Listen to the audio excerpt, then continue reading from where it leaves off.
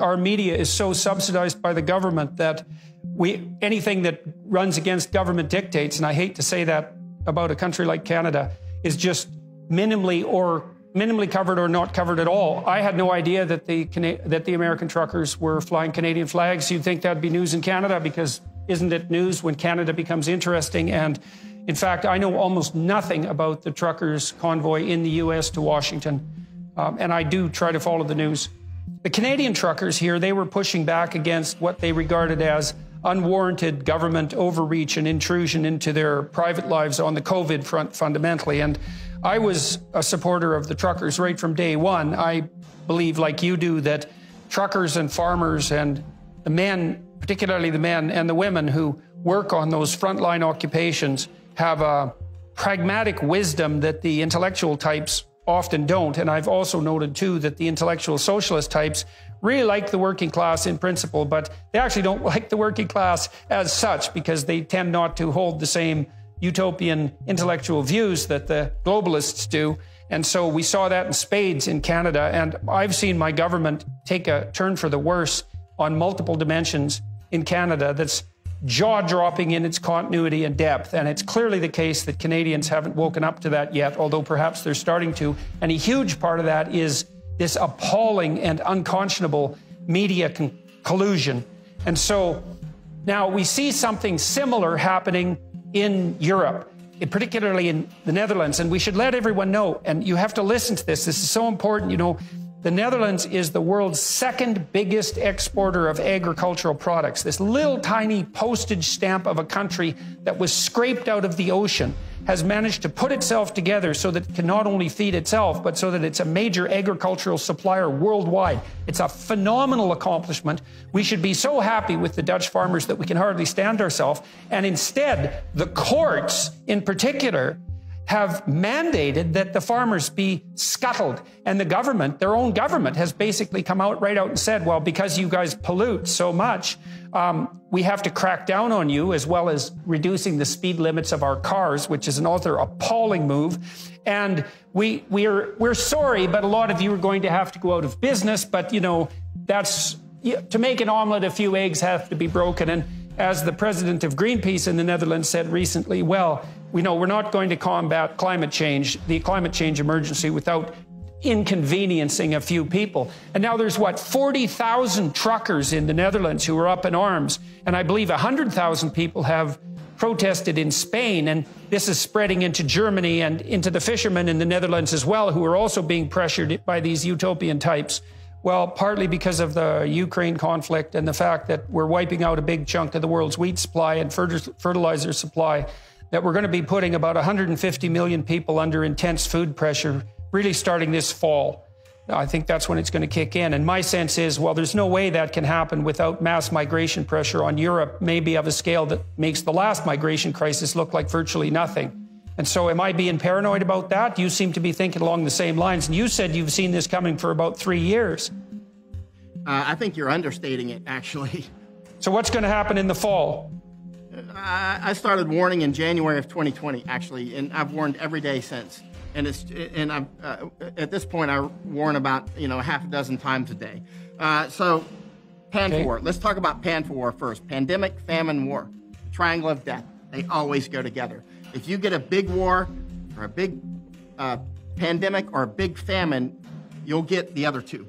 You get one, you get the other two. It's Three Musketeers. And all of these things, any one of them creates the HOP, human osmotic pressure, right? So these things go together. Because we disrupted the supply chains, and we have by no means fixed that in the least. There's a shortage. You can't get a car in Canada. You can't get a motorbike. You can't get a personal watercraft. You can't get paper and cardboard for books. There's a massive backlog and lineup for everything. I know that one container ship in 5 is now snared at a port.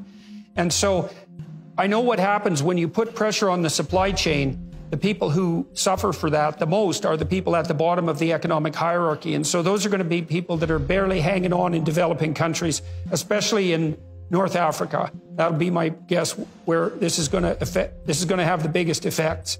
And so, if you show a 1% increase in unemployment, you get a 5% increase in psychiatric hospitalization. And that's because there's a lot of people who are just barely making ends meet. And then if you double the cost of necessities like energy or, let's say, fertilizer, or we could even put in food, then you're going to produce a tremendous amount of economic pressure on these people, tilt them into starvation. And so we've seen what's happened in Sri Lanka, which is just an absolute bloody, major, significant ongoing catastrophe. 21 million people in Sri Lanka. There's no way we're going to be able to feed them in any real sense for any long period of time. So all that eco movement forward on the Sri Lankan front is going to ensure that those poor starving people are going to eat every goddamn animal in that entire country to stave off starvation. And then they're going to burn everything for fuel, because what the hell else are they going to do? So this idea that we can make people poor, hungry, cold or hot by scaling back food production and disrupting energy supplies, and that's somehow going to save the planet, is as backwards a conception as any dimwit could possibly formulate. Famine creates famine in the same way that war creates war and fire creates fire.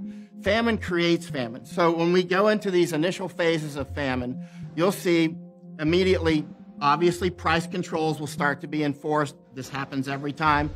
It's happening right now in Panama in the last 48 hours, right? Price controls on gasoline and some other things. Oh, yeah.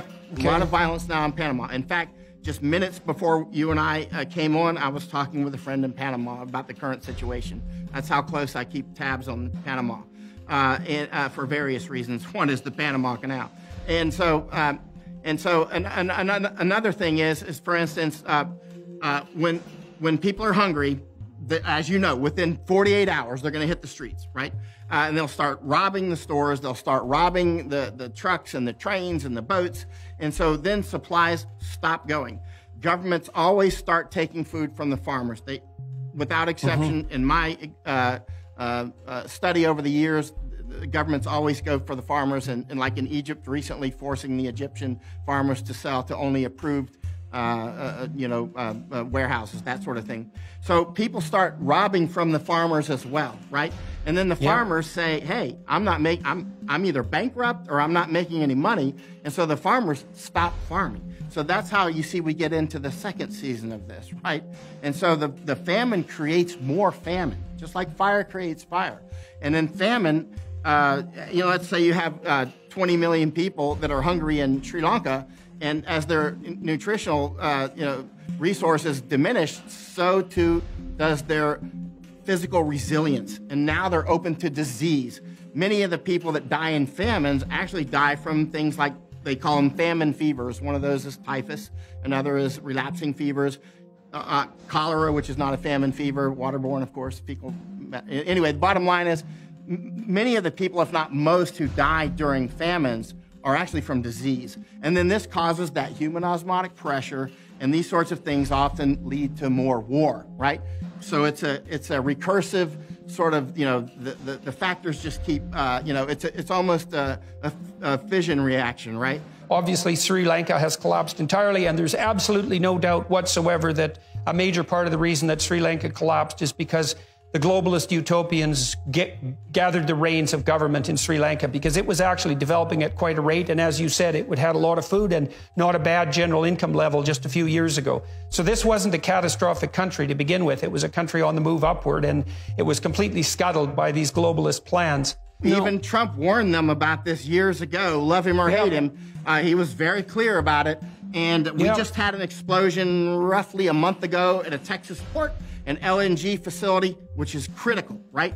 We were supplying liquid natural gas to Europe. This would have helped. You need this for the Haber-Bosch process to create many of the fertilizers, right? That natural gas is very important. Then we had an explosion and a pipeline explosion roughly 2 weeks ago in Texas.